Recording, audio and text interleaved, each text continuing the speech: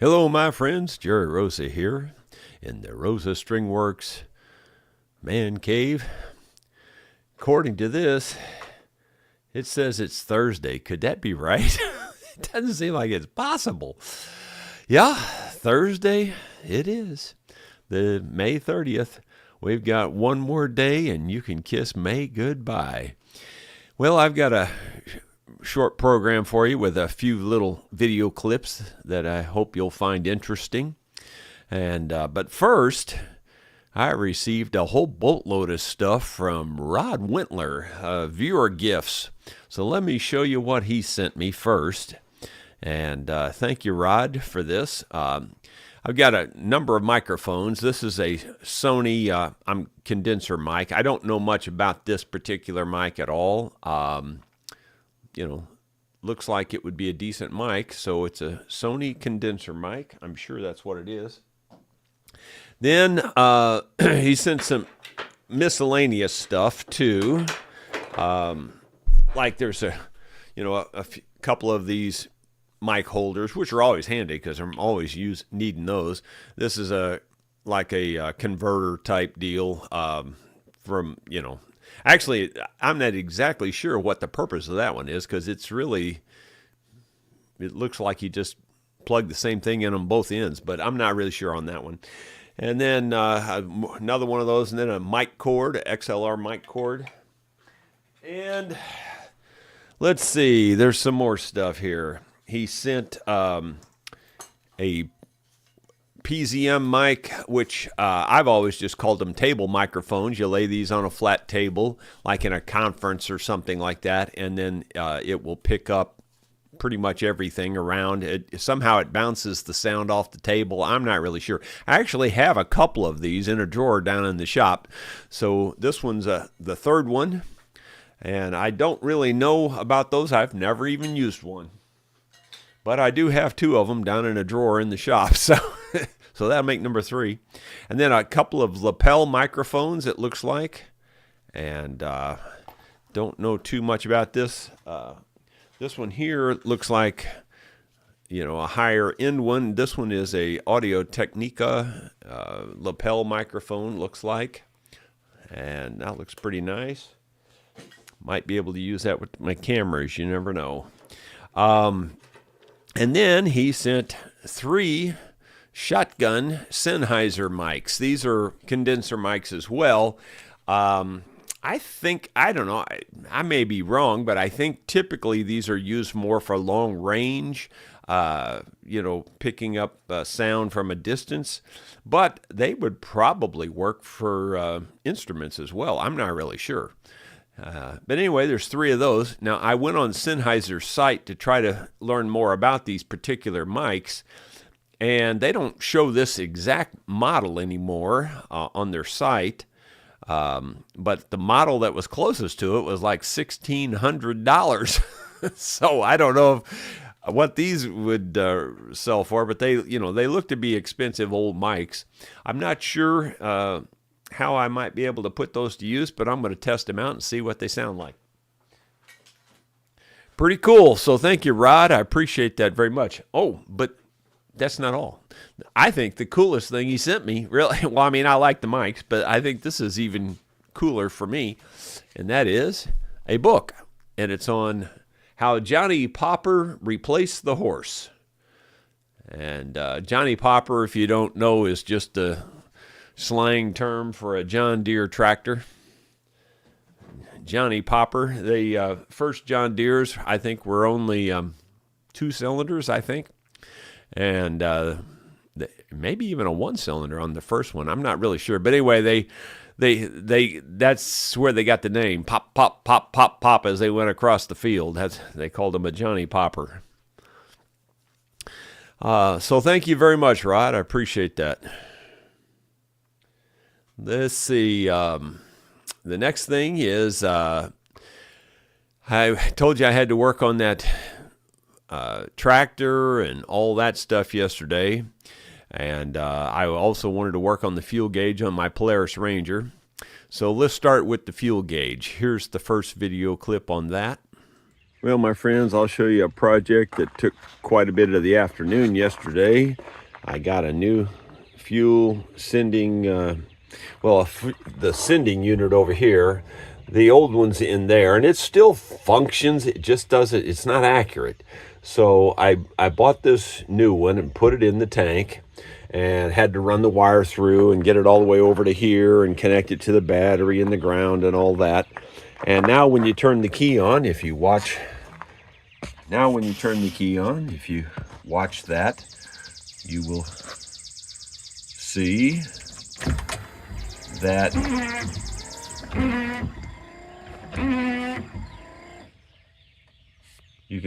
it shows that we got about a 3/4 tank of fuel. And anyway, that's much better. The old gauge, let me show you, the old gauge is over here, and it's these bars, and right now it shows completely full. It's never been accurate. It's never right. So and plus it's really hard for me to see. I don't know, maybe because I'm colorblind. I don't know why, but I can't hardly ever tell when that thing's reading or what it's reading. So this is going to be a real upgrade for me, and I hope it helps me not run out of fuel so often. Yeah, I've run out of fuel a lot of times in that Polaris Ranger, even when it was new. I just can't tell by that fuel gauge that's on there. And then, like I said, it's not even accurate anymore. So that should be a real big improvement for me. Today, that's not the only fuel problem I have on that. As I've told you before, the idle has always been given, well, for the last quite a few years, the idle's been giving me trouble. And I said you adjust it just the least little bit. You adjust it a little faster, and it goes real fast sometimes, or sometimes it doesn't have any effect at all. Other times, like you try to slow it down a little bit, and it'll go way slow. I mean, it's just crazy. It's just really hard to adjust. So here's a little information about what I'm going to do about that. Today's project is to take this mess apart and clean it all out really good, because it's not running well now. And according to one guy that works on a lot of these, he claims that that's the problem right there, that you just take this thing apart, clean it out really good. And there's another sensor back behind there yet that is a issue also, and that needs to be cleaned as well. So hopefully he's right. Truly, I don't know a thing about these fuel injected type engines. I know nothing about those. Conversely, I'll show you what I did yesterday on a carbureted engine. That's what I'm planning to do, is tear that whole thing apart and get to the bottom of it. And you might say, well, I want you to work on the water wheel. Well, the problem is that Ranger needs to be working so I can work on the water wheel, because, I got to run back and forth to get tools and, boards, and that Ranger has to be working. So, and I know we've got another one, but Sue's always got that one occupied. I never get a chance to use the other one. So I've got to get this thing working again.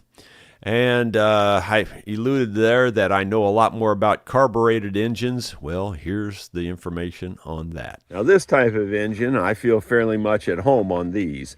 You can see that carburetor has been taken off and thoroughly cleaned inside and out. Every single jet was blown through. I put it in the cleaning...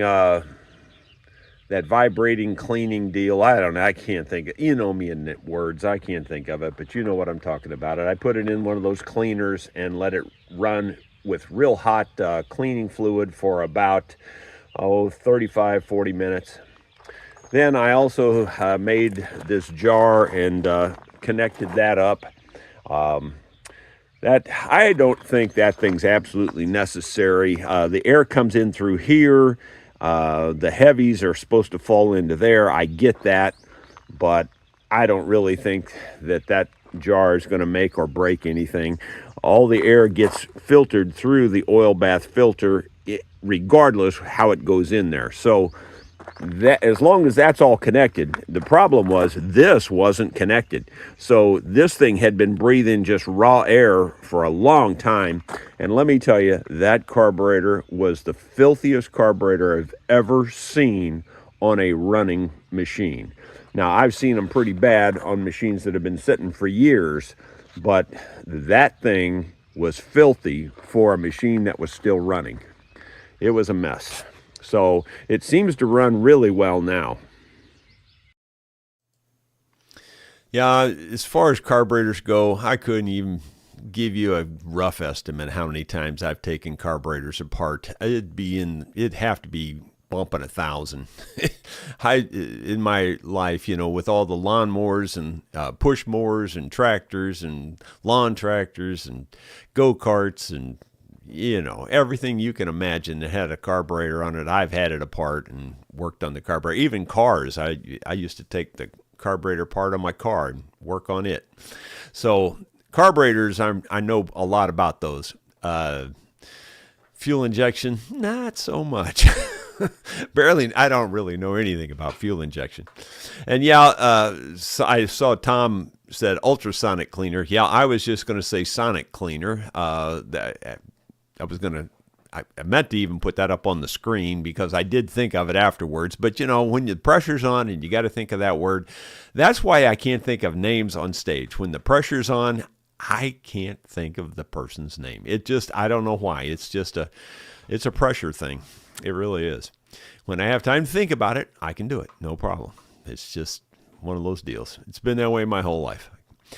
Anyway, that's all the little video clips I had. I took the boys fishing impromptu yesterday after supper last night. We went out to the back pond and went fishing. And I pretty much schooled them on fishing. Leighton caught 3, I think it was. He's the youngest. And Trinian caught only 2. Or he might have caught 3. I'm not really sure. But anyway, 2 or 3. And then I caught 13 or 14 or something like that. And Trinian was not happy about that. When he got back, he was telling Grandma that, Grandpa creamed us. But anyway, so I went into Trinian this morning. He was laying in bed. He was already awake, but he was laying there. And I said, hey, get up, boy. Hurry up. I've already got you enrolled. He says, enroll? What are you talking about? I said, I'm going to send you to fishing school.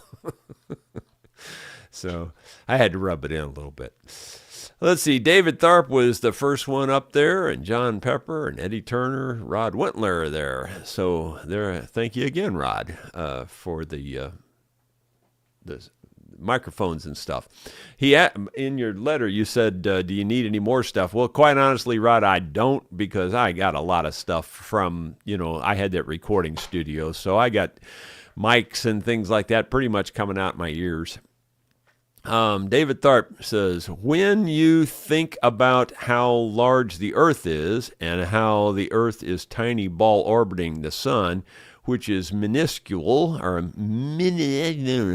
I'll just skip that word, speck in the universe, it's pretty easy rationalize eating a whole pie. That's kind of my logic. Bill Rhodes, good morning. Bruce Moore, good morning, Jerry. What glue do you recommend for using on a pick guard on your guitar? Well, Bruce, not to sound like a smart aleck, but I don't recommend glue at all. I only recommend using like a two-way tape. Glue is not a good idea on any kind of a pick guard application that I can think of. Let me rephrase. If you were making a wooden pick guard, you might be able to use glue. But even on wooden pick guards, I used two-way tape because it's sticking to your finish. It's not really sticking to the wood. And if you use any other kind of glue, it just depends on the glue, but glues can really ruin a finish. So the two-way tape typically doesn't really hurt the finish much, and I would only recommend two-way tape. The two-way tape I used, I got it from StewMac. But quite honestly, I don't think it's anything super special. I think you can just get two-way tape and be fine with that. Of course, the wider the better, so you can cover a bigger area on your pick guard at a time. And so I always applied the two-way tape to the pick guard and then applied the pick guard to the top. And of course, you trim it off really nice so it fits the pick guard perfectly. The other trick about that is, that two-way tape's going to stick. You want to, let me back up. You're going to want to first clean the plastic pick guard really well. Make sure you got all the old glue and whatever residues on there, get it off, and then maybe, clean it with some alcohol and then wipe that off. Make sure it's really clean and dry, and then put your two-way tape on. And likewise, you're going to want to clean the area where you're going to put the pick guard on top of your finish, and you want to clean that with maybe a light soapy water, like a dish detergent type stuff, and clean that really well, and then wipe it really dry.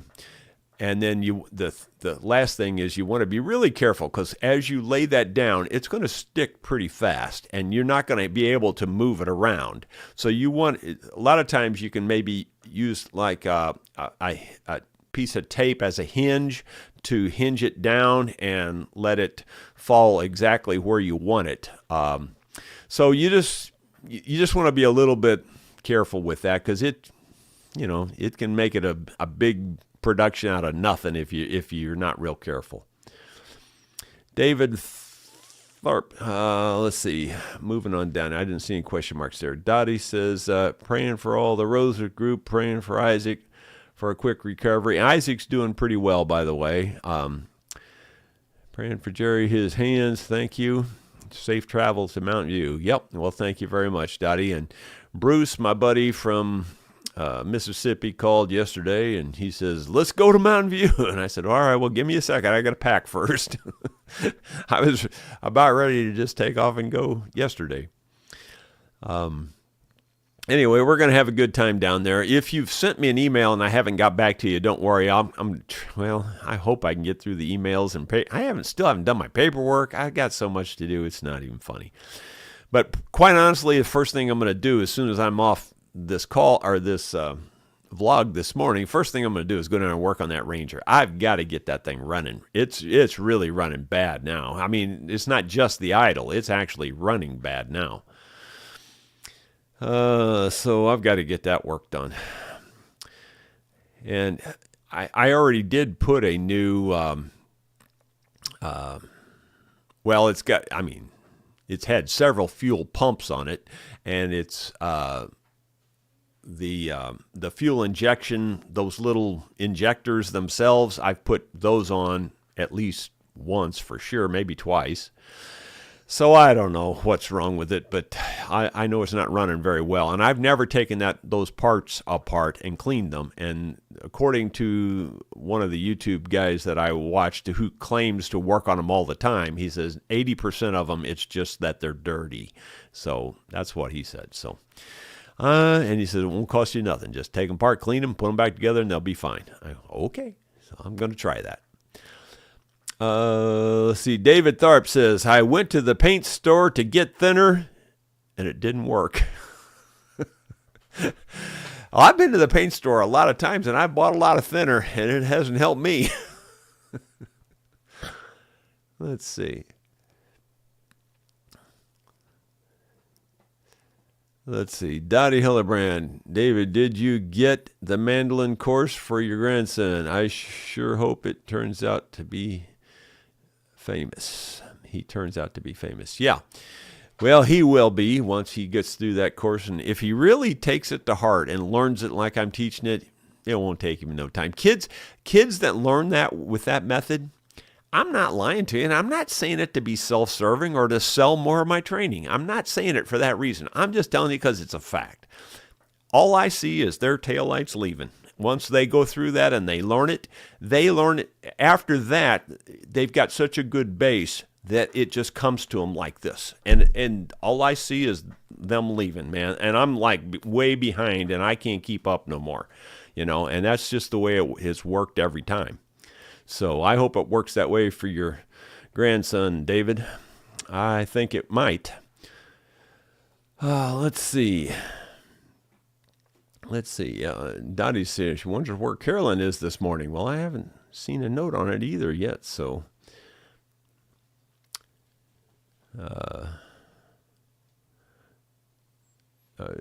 David says Jerry is retired, so he's talking about Tom up there. Good morning, thinking it's probably a good thing that Itchy Boots doesn't travel with an acoustic guitar. Yeah, the way she falls down, that's probably true. See, Dottie, Jerry is working harder now since he retired. Boy, that's a truth. In terms of, well, it's not, I don't know that I'm working any harder, but just as steady, just as steady working as I've always been. There's never a gap. There's not 5 minutes to just do nothing. I do take my lunch hour. For some reason, I've always enjoyed lunch. That's like my favorite thing. Mostly because generally for lunch, you eat a sandwich or something, That's kind of the typical lunch for a lot of people. And that's all I like. I mean, that's all I like. So to me, lunch has always been my favorite meal of the day. And it's always been my favorite time. So I like to just eat a sandwich, kick back, and relax. Lunch is my favorite time of the day. So it's just always been that way. And now that I'm retired or whatever, I'm taking advantage of my lunch. So anyway. Dottie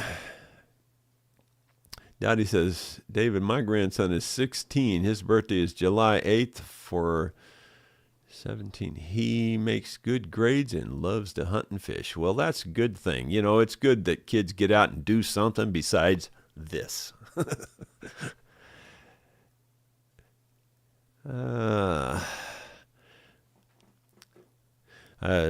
Side note there, I was in the shop working on, I think the tractor, yesterday morning, and I heard Leighton screaming bloody murder, man. I mean, I was afraid he was really hurt. I took off running, and of course, I went the wrong way. I thought he was down at the barn, so I went all the way down to the barn, and I said, "What's the screaming about?" And I guess Sue didn't hear it because she points up. Well, I think he's up there. So I went running up toward the house. I saw him up there, and I had to run all the way up to the house. Then, did I tell you I'm going to be 70 this year? So I run all the way down to the barn. Then I run all the way up the hill to the house. And Sadie was just, again, she wasn't being mean. She was wanting to play, but she's jumping on him. And Sadie's as big as Leighton is. And he's she's knocking him down. And it was just bad. And so I tied her up. I just said, Sadie, you got to stay tied up. It's just, that dog, for some reason, she's smart and she's a good dog, but she's driving me crazy. I don't know. Like you said, somebody said, I'm probably going to have to get the shock collar out and go to that extreme and make her behave, I guess, because it's absolutely, but I just don't have time to deal with it is the problem. I got so many other things. David Tharp, Jerry, that Sony is a great instrument mic. Okay, I'll test it out, and hopefully they still are up in good condition. We'll test them out and see how they work. Dottie Hildebrandt, no more running out of fuel now. Nice job. Yeah, well, I hope so. Definitely that other thing, even when it was new, it sucked canal water when it was new. And I think I saw somebody's comment. It's pretty funny that, it's the next comment coming up, I think. Blackjack Guitar says it's funny that Polaris would put the Speedo over there on the passenger side. Well, it is kind of. It's in the middle. So the guy sitting in the middle seat, it's a 3-seat Ranger, basically. The guy sitting in the middle seat can see it fine, but I have to look over here like this. It's kind of stupid design. You're right on that. That's also why I put the fuel gauge right there under the steering wheel where I can look through the steering wheel and see it. And that should help me a lot. I really, if I can get the darn thing running now, it's just going to be a huge improvement. Just a huge improvement. Bill Mumbo, Jerry, PZM pressure zone microphones mics are good for getting decent room sound. We use them for getting stereo recording. Yeah. I've never tried them in terms of recording or anything like that. And I think years ago we used one or two of them in meetings, back under the old technology days, but I've never used one for recording. Now, those AKG large condenser mics that we have, we use those for the room sound. They'll pick up the whole room. They really do. And so that's what we use for that same purpose. But I'm going to try it and see how it works, because I've never experimented with one of these table mics, or that's what I refer to them as, because you lay them on a table, basically. Blackjack guitar. Oh, yeah, that was the Polaris Ranger comment. Let's see. Moving on down. Dowdy Hillebrand, parts washer. Well, no, it really wasn't the parts washer. It was the ultrasonic cleaner, or the sonic cleaner. I just call it a sonic cleaner, but I couldn't think of the word, with the camera there going and me trying to talk. It just wasn't one of those things. I don't have anything scripted, by the way. And you probably already know that, but I don't script nothing, never have. What comes out of my mouth is just what comes out of my mouth.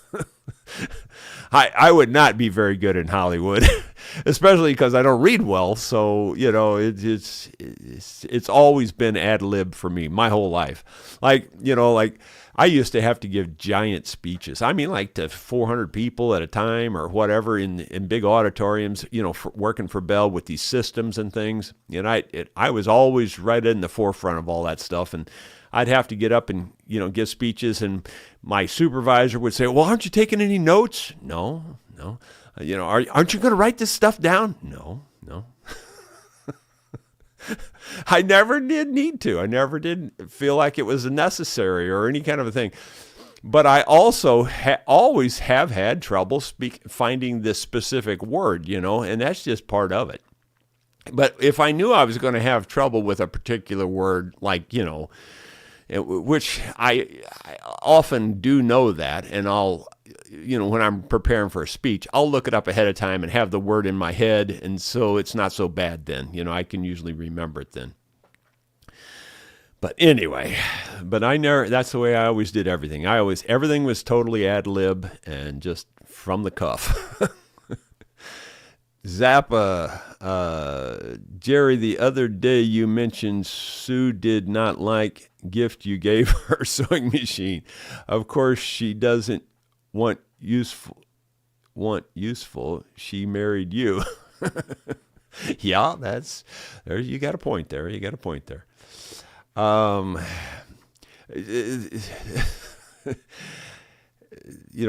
I make the joke that I drove around, because my dad had that lawn service and I cut so darn much grass when I was a kid. I make the joke that I drove around the neighborhood until I found a girl cutting her own grass, and then I married her. Well, I kind of think it was the other way around. I think she hooked me because I'm the only guy she knows that can keep a lawnmower running. Simon Jardine, Jerry is a very common trick tradesmen used to play on apprentices in Scotland was to send them for tartan paint. Oh, a trick I used to play on apprentices was to send. Oh, I got you. Yeah, I'll tell you to send them for tartan paint.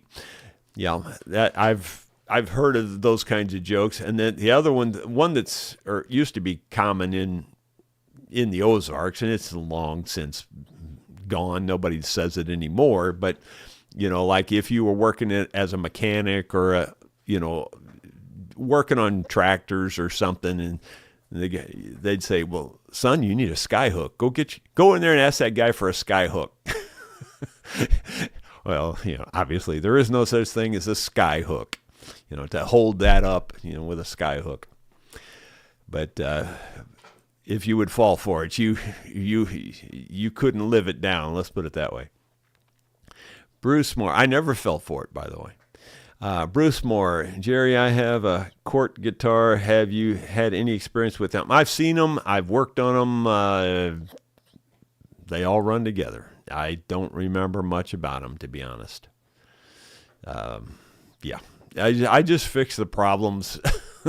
I really don't. Even on the very good ones, I couldn't tell you much about the really, really high-end guitars that I've worked on. I couldn't tell you much about them because all I did was fix the problem. Ben Boyd, morning. Jerry, do you sharpen your mower blades with a bench grinder? Yeah, I've even got a video or two out there on how I sharpen them. I do a hollow grind on the blades, and like I said, I started doing that. I think I was 12. So what grade would you be in? I'm sixth grade, probably, when I started sharpening the lawnmower for my dad's business. I'd get up before school, go out and sharpen the blades, and I did it all by hand, no jigs, no nothing holding anything, and it would be a perfect hollow grind across the blade. And it's just how you brace yourself and how you hold it on the wheel, and you come across the wheel, and the trick is you watch the sparks. Like if I don't really have anything real good here, but we'll just use this as pretend this is the blade. You're running it, the wheel would be like this. You're running it against the blade like this. I mean, against the wheel like this. And you watch the edge of that blade, and you want just a very, very light trickle of sparks coming over the edge of that blade, and you want to keep that trickle of sparks consistent as you go across there and hold it perfectly. And when you do it like that and you get good at it and you get steady holding it, it'll be a perfect hollow grind. It'll just be one grind all the way across. And then there's the opponents to that say, well, that edge is too thin, it won't hold up. Well, we sharpen the blades every single day, every day. So it held up fine for us. It worked perfectly for us. But you do have to sharpen your blades a little more often. Of course, those blades in one day cut more than you would cut all summer, So anyway, it held up well enough. Let's see. Tell Sadie I got my watch fixed. Okay, well, I'm sorry, David. I didn't know about that till you were already gone. The Freeze says, hello, Jerry. My wife and I are planning to head to Mountain View. What days are you going to be there? We'll be there Thursday through Saturday. We'll leave Sunday morning early. And if you send me an email, I'll send you my text number so you can get a hold of us while we're down there. Dottie, Jerry, don't you have another side-by-side? Yes, I mentioned that a little while ago. I said Sue's always got that one tied up. So, she's always got that one tied up. I never get to use the other one. So I have to have that Ranger working so that I can get anything done around here. I mean, you can do it without it, obviously, but you're going to take a lot longer if you got to walk between points every time you need to run and get another screwdriver or something,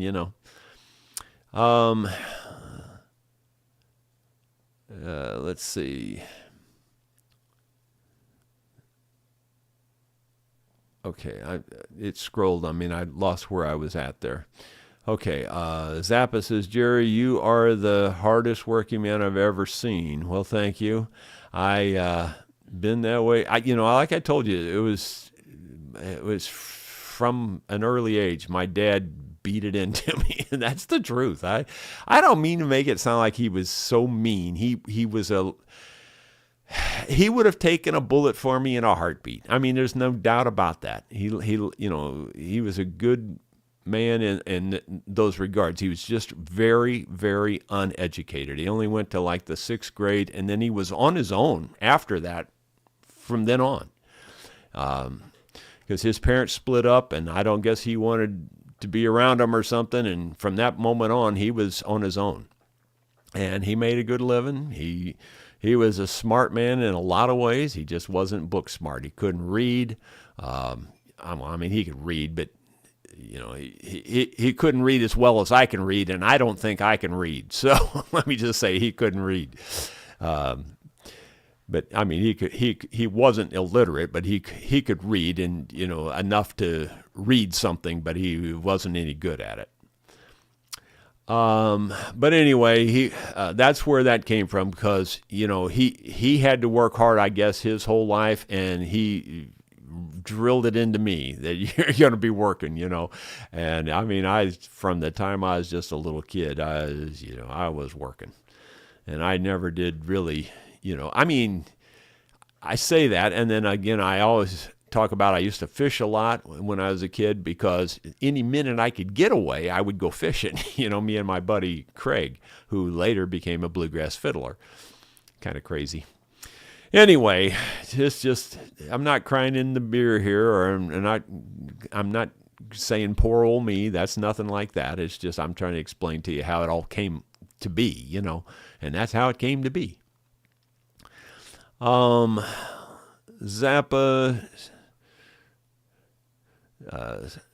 Simon said, or he's talking to Simon. Sharp blades are important. Dull blades tear the grass. Yep, that's for sure. Yeah, that's for sure. Sharp blades really do look better. The lawn looks so much better with a sharp blade after you've cut it.